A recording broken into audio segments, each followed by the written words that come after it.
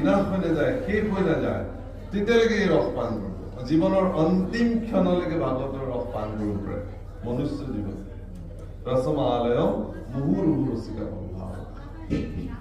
ভাবুকসকলে, ভাবুক মানে ভাৱক, ভক্তসকলৰ অন্যতম উচ্চস্তৰীয় উপাধিটো হ'ল ভাৱক। সেইকাৰণে মহাপুৰুষ মাধৱদেৱে শেষত এই বুলি সম্বোধন কৰিছিল, এই ভাৱক ভাই ভজো ভগৱন্ত ভক্তি ভাৱে।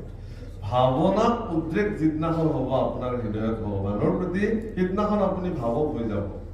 গতিকে এই ভাৱনাক উদ্ৰেককাৰী একমাত্ৰ শাস্ত্ৰখনৰ নামেই হ'ল শ্ৰীমদ ভাগৱত। আপোনাৰ ভিতৰত ভক্তি ভাৱনা উদ্ৰেককাৰী পৃথিৱীৰ একমাত্ৰ বৰিষ্ঠ শাস্ত্ৰখনেই হ'ল শ্ৰীমদ ভাগৱত। মহাৰাজ পৰীক্ষিত অভিসম্পাদ প্ৰাপ্ত হ'ল শৃংগী মুনিৰ দ্বাৰা। 7 দিনতে তৎক্ষতে দংশিব। হে প্ৰভুসকল,